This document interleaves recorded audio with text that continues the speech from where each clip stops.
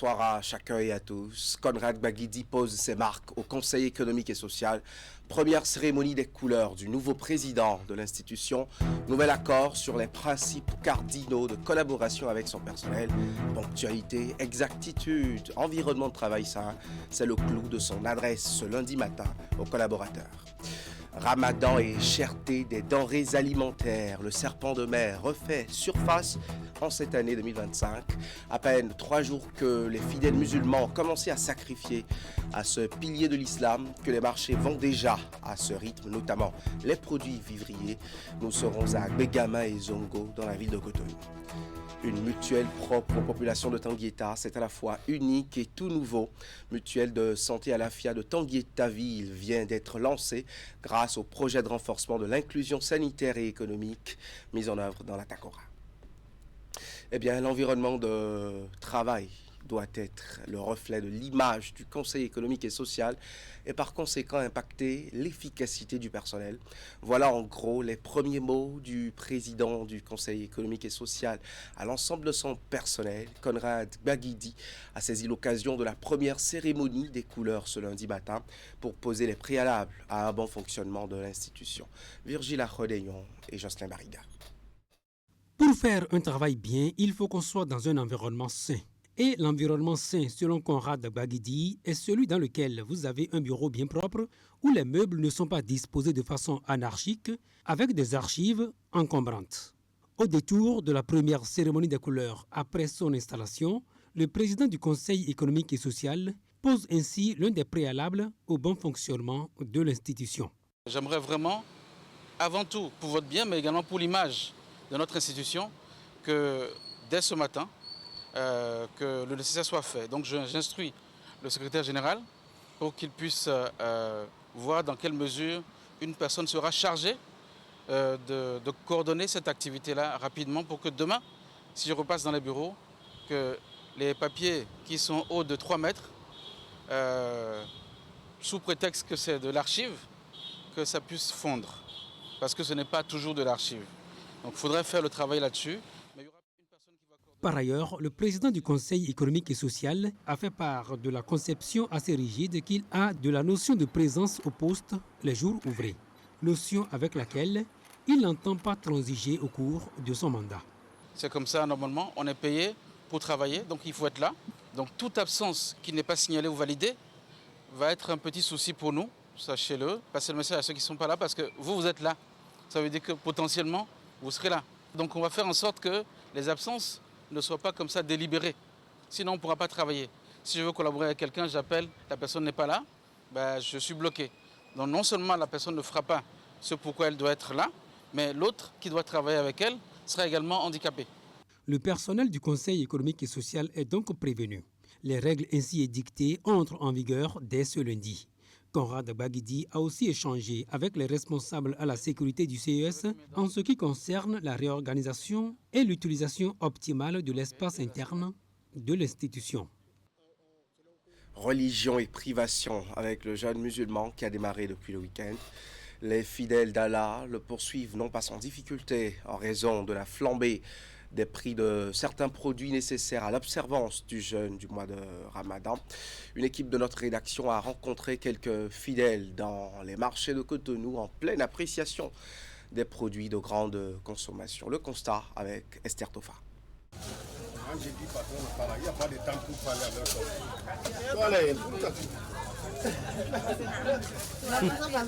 Le jeûne musulman a démarré depuis quelques jours. En témoigne la valse des voiles observée au marché de Begama.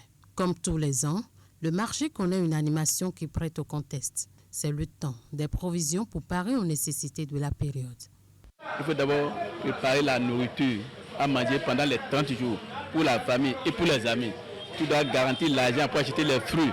Tu dois garantir l'argent pour préparer à manger aux pauvres. Parce que ce mois, c'est un mois de bénédiction. Donc il faut chercher cette ferveur divine-là. Donc on est en train de se préparer. Donc je suis venu chercher la viande pour que la femme puisse préparer, pour qu'à 5 heures, on puisse être au beau-fils pour préparer la fête avec joie et allégresse. Oui, j'ai été marcher, j'ai payé les couscous, j'ai payé les macaronis, j'ai payé les laits. On sent dans la plupart des marchés Ramadan planer dans l'air. La consommation des denrées alimentaires, qui augmente substantiellement le long de la période chaque année, est une aubaine commerciale. Elle l'est un peu moins cette fois-ci, à cause, selon les usagers, de la morosité ambiante, doublée de la hausse des prix de quelques denrées. Normalement, tu ne vas pas avoir place pour rentrer avant. Mais aujourd'hui, maintenant, c'est un peu calme. Il n'y a pas le marché du tout. Aujourd'hui, les marchés, c'était un peu difficile. Donc, tout le monde ne veut pas faire comme moi. Ce n'est pas tout le monde qui a des capacités d'acheter. Ils rentrent dans le marché. Effectivement, le temps est cher, mais ils font du mieux qu'ils peuvent et payent. Dieu les aidera et chacun d'entre nous aura sa part dans ce carême. Il n'y a guère encore péril à la demeure. Ramadan s'étale sur un mois et vient à peine de commencer. Les jours à venir, selon, on l'espère, l'occasion de perspectives bien alléchantes. Justement, nous sommes aujourd'hui le 3e jour de jeûne du mois de Ramadan pour toute la communauté musulmane. Au cours de ce mois, les fidèles, notamment ceux en bonne santé, ne doivent ni manger ni boire, ni avoir des rapports sexuels de l'aube au coucher du soleil. Au-delà, quelles sont les autres recommandations à suivre au cours de ce mois de charité pour ces fidèles? En voici quelques-unes. Il faut savoir, les jeûneurs, que l'invocation du jeûneur, de celui qui jeûne à la rupture du jeûne, au moment où il veut rompre son jeûne, son invocation est toujours exaucée par Allah subhanahu wa ta'ala. Il n'a pas besoin d'aller consulter marabout pour invoquer ou bien non. Allah offre cette occasion, cette faveur à tout jeûneur. Lors de la rupture, le 19h, certains sont tellement pressés, comme ils sont restés durant toute la journée affamés, sans manger. Donc dès qu'ils sont 19h, sans attendre quelques minutes, ou donc ces moments précis-là, Allah écoute. L'invocation, c'est sans barrière. Ça remonte vers Allah automatiquement et directement. Donc nous invitons les jeunes à profiter, à saisir ces occasions, à dresser les doléances, les demandes, les manquements, ce qui les manque, les soucis. C'est le moment plus que jamais de les adresser, de les soumettre à Allah subhanahu wa ta'ala. Avant de rompre le jeûne. Il y a des évocations spécifiques où le prophète nous a appris, par exemple, comme nous a abazamaou, mais en dehors de ça, nous-mêmes on a des besoins personnels. C'est le moment de les dire à Allah.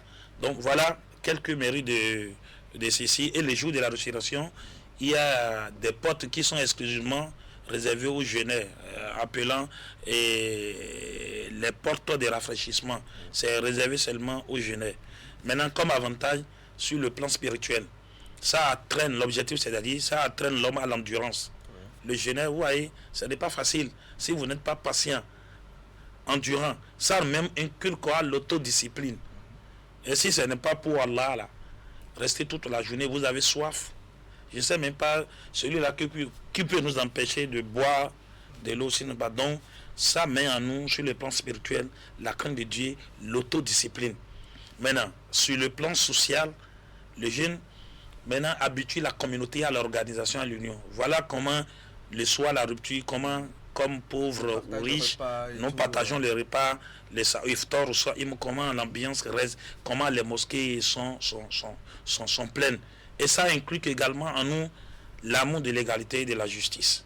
Ouais, ça évite aussi, pour nous les jeunes aussi, la corruption et les vices et les maux. Vous comprenez? Un jeûneur, vous voyez, autour de lui, et fait la paix quand même, parce qu'il est fait pour Allah subhanahu wa ta'ala. N'attendez pas que vous ayez beaucoup d'abord, que vous soyez riche d'abord. Autour de vous, même si c'est 25 ans, vous avez donné 10 francs dedans. Partagez. Que celui qui sent un pauvre, une personne vulnérable à côté de vous, qui sente vraiment que nous sommes vraiment dans un mois béni, le mois de Ramadan. Nos querelles, nous devons taire les conflits, les différends. D'abord, on ne jeûne pas le mois de Ramadan en ayant son semblable ou bien son camarade, son frère. Non, en ayant des rancœurs envers lui. Non. Ce mois de jeûne du Ramadan est-il imposé à tous les fidèles musulmans? Nous avons posé aussi la question à l'imam Shakirou Amoussou. Voici sa réponse. Par exemple, je prends le cas des femmes, par exemple, celles qui sont en menstrues ou en lochi. celles-là sont dispensées de jeûner, mais elles rattrapent après le mois béni de Ramadan. Maintenant, celles qui allaitent ou une femme enceinte, celles qui allaitent, si elles craignent pour leur propre santé, dans ces cas, elles ne jeûnent pas. Peut-être ça peut porter atteinte à leur propre santé, ça peut nuire à leur propre personne, que ce soit la femme enceinte, que ce soit celle qui allait, elle ne jeûne pas. Mais elle rembourse après le mois béni de Ramadan. Maintenant, celles qui sont enceintes ou celles qui allaitent, elles craignent pour les bébés, pour celles qui sont enceintes, pour qu'elles ne fassent pas fausse couche, ou bien que les laits maternels tarissent celles qui allaitent. Non seulement dans ces cas, elle rembourse le jeûne après le mois béni de Ramadan, mais elle fait une compensation, al-fidya. Une compensation, elle nourrit une personne chaque jour, vous comprenez, du jeûne, comme les règles de compensation en islam. Maintenant, un malade, quelqu'un qui est malade, vous voyez, dont on espère la guérison également, et que le jeûne, où les médecins nous confirment que le jeûne pourrait porter aussi atteinte à sa santé, pourrait nuire à sa santé, cette personne peut laisser le jeûne et après, il compense, il rembourse le jeûne. Un vieillard également. Personne des trois, un vieillard de 70 ans, 73 ans n'est pas en mesure même de jeûner, il compense, il nourrit un jeûne chaque jour, de quoi rompre le jeûne et de quoi prendre pour le sakour, pour jeûner également. Donc voilà les personnes qui sont dans ces cas où on ne peut pas, même le voyageur également, celui qui voyage sur une longue distance, sur une longue distance, et que le jeûne constituerait par exemple comme une difficulté pour lui, il peut laisser le jeûne. Il est dispensé, il peut laisser le jeûne et après le mois béni de Ramadan, il compense. Voilà pour ce qui était du chapitre Ramadan dans cette édition. Après 72 heures de réflexion, les travaux de la 13e concertation interafricaine des maraîchers éco-santé ont pris fin en début de week-end écoulé. Il en ressort des engagements des participants à poursuivre le combat pour la vulgarisation de l'approche éco-santé, engagement suivi de bien d'autres résolutions et de l'assistance aux participants pour leur initiative pays pour cette saison 2024-2025. On va faire le point avec Narcisse Alassane. Des engagements pris après 72 heures de travaux, faits surtout d'échanges et de partage d'expériences. Tout ce que vous avez entendu ou appris et que vous ne faisiez pas hier, c'est le moment maintenant d'aller essayer ça chez vous. Et c'est l'un des avantages de cette concertation. Des avantages offerts à la trentaine de participants à cette 13e concertation interafricaine autour d'une série de formations animées par des experts connus pour leur maîtrise de l'approche éco-santé. D'ailleurs, les travaux en atelier et débat ont été appuyés par un constat de terrain au cours d'une visite guidée sur un site témoin de la production bio. Cette 13e concertation a été spéciale cette année. On a été bien formés, on a envoyé des formateurs. Hier, on a eu au moins 3 orateurs et on a eu encore des connaissances. Tout ce qui m'a plu, il y a les choux de Chine. Moi-même, je fais ça, mais je n'ai jamais vu. Je faisais, mais pas en grande quantité comme ça. Bon, entrer au pays aussi, on va les rencontrer à nos camarades burkinabés. Ils repartent aguerris et se disent prêts à contribuer à la vulgarisation du programme éco-santé dans leurs pays respectifs. Seulement, les problèmes liés à leurs activités restent toujours d'ordre foncier. Celui qui pilote le programme éco-santé dans la sous-région en fait sa principale préoccupation. Pour que vous fassiez ce que vous faites, vous exercez votre profession, vous avez besoin de la terre. Là où vous travaillez, ce sont des terres qui appartiennent à d'autres personnes. Et de temps en temps, on vient nous dire, partez de là, partez. Je crois qu'il est temps qu'on réfléchisse à ce phénomène-là et qu'au niveau de chacun de nos pays, on commence par trouver des solutions. Ces maraîchers éco-santé sont présents dans 7 pays de la sous-région, à savoir le Burkina Faso, la Côte d'Ivoire, le Mali, le Niger, le Togo, le Sénégal et le Bénin. et nombre d'entre eux ont reçu des fonds pour leurs initiatives pays 2024-2025. L'évaluation sera faite à la prochaine concertation, initiative de l'Union internationale des travailleurs de l'alimentation, de l'agriculture, de l'hôtellerie-restauration, du tabac, du catering et des branches connexes, avec le soutien de son partenaire canadien Unifor. Les 12 départements du Bénin accueillent simultanément depuis la semaine écoulée le tout premier regroupement des sélections sportives départementales U15. Ce programme s'inscrit dans la stratégie de détection et de formation des jeunes talents initiée par le ministère des Sports pour structurer durablement la relève sportive nationale.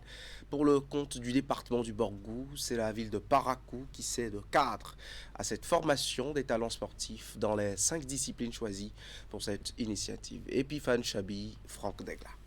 Il s'agit de l'aboutissement d'un programme ambitieux de promotion et de développement du sport à la base, conduit par le gouvernement à travers le ministère des Sports et ses partenaires depuis 2018.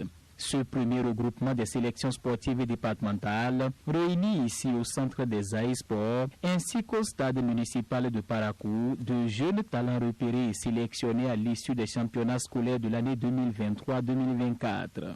Il est très important, n'est-ce pas, après une sélection départementale, à la suite du championnat scolaire de l'année dernière, de l'année scolaire dernière, n'est-ce pas, de regrouper ces talents-là et de faire une évaluation, n'est-ce pas, de leurs compétences. Maintenant, faire une évaluation de leurs compétences reviendra aussi à mettre sur pied un petit projet de jeu, un petit projet d'entretien, un petit projet d'amélioration de leur qualité, n'est-ce pas, pour permettre qu'ils progressent. C'est ce qui suit dans le processus. Parce qu'un travail a été fait au niveau des coachs. Les coachs locaux qui étaient ici, ils ont commencé à travailler avec les enfants, à travers les classes sportives, à travers les écoles de basket. Maintenant, c'est à partir de leur travail qu'on a fait une sélection. Et on est venu travailler avec eux pour les renforcer. Lancé officiellement ce mercredi 26 février 2025 à Aplakoui, ce programme s'inscrit dans la stratégie de détection et de formation des jeunes talents initiée par le ministère des Sports pour structurer durablement la relève sportive nationale. C'est un regroupement qui est fait des enfants de pratiquement toutes les communes. Donc il était important de les regrouper pour qu'elles puissent, se familiariser, et sur le plan du football, qu'elles puissent avoir des automatismes entre elles. Il faut reconnaître aussi que ce n'est pas seulement qu'au niveau des garçons, des filles, il y a aussi les garçons qui sont là. On vient de finir avec les garçons, maintenant c'est les filles. On a 25 garçons, 25 filles. Heureusement que les 25 ont répondu présentes pour ce premier regroupement.